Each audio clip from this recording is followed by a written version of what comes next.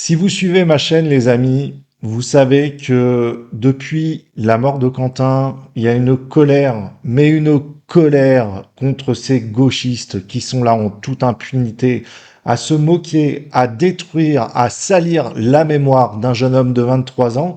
Alors, ce qu'on va regarder dans cette vidéo, c'est une femme qui est révoltée, qui en a marre, qui disait que avant c'était mieux. Oui, c'était mieux avant. Il y avait plus de sécurité.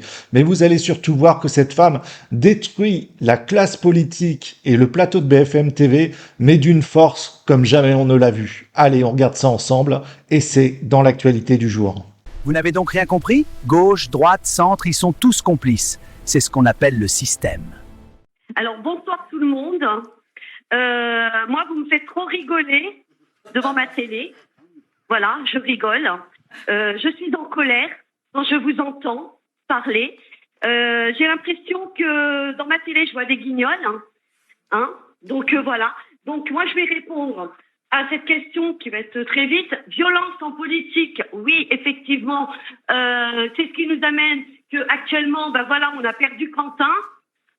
Je suis en peine pour la famille parce que Quentin n'est plus là, mais Quentin a reçu, et pendant qu'il a reçu cette violence, ces coups, Quentin a dû souffrir. Et est-ce que vous vous posez la question, est-ce que vous allez vous regarder devant un miroir, messieurs, dames, ce soir, devant un miroir et vous dire je suis coupable. Oui, c'est de ma faute qu'un enfant est mort.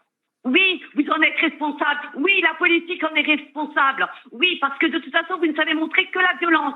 Maintenant, je voulais m'adresser à ce monsieur. J'ai noté son nom. C'est Jad Zada.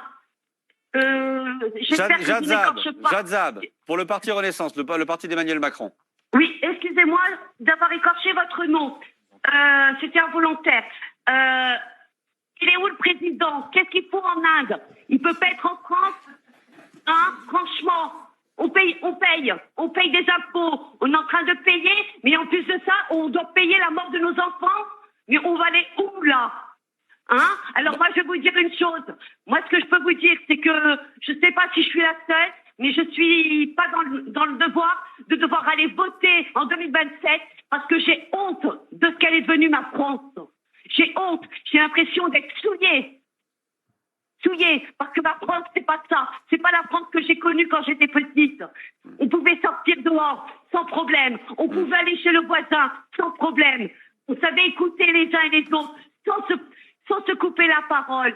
On savait aussi éviter les mots comme attaquer, comme j'entends dans l'émission, des mots comme racisme. Mais là, c'est pas une question de racisme ou quoi. C'est une question d'un enfant, d'une famille qui est actuellement, pour une nouvelle année, elle est en pleurs. Et jusqu'à quand? Jusqu'à quand nous devons perdre nos enfants comme ça de la France?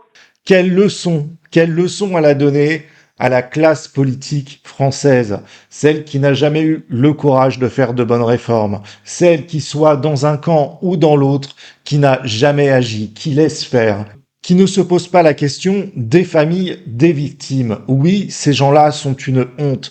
Ils sont une honte à notre pays et je rejoins exactement cette femme qui est en colère. Et je peux vous dire, les amis, que concernant la mort de Quentin, je continuerai à me battre. Tant que justice ne sera pas faite, je continuerai à poster des vidéos pour montrer du doigt ces actes ignobles, cette façon de faire, cette mentalité gauchiste qui détruit notre pays. Et tant que la justice ne sera pas faite pour dénoncer le crime abominable qui a été fait sur Quentin, je continuerai à parler de Quentin, je continuerai à dénoncer, je continuerai mon combat sur les réseaux sociaux parce que mon combat, c'est aussi le vôtre. Et pour cela, on ne lâchera rien. Sur ce, je vous dis à très bientôt pour de prochaines vidéos.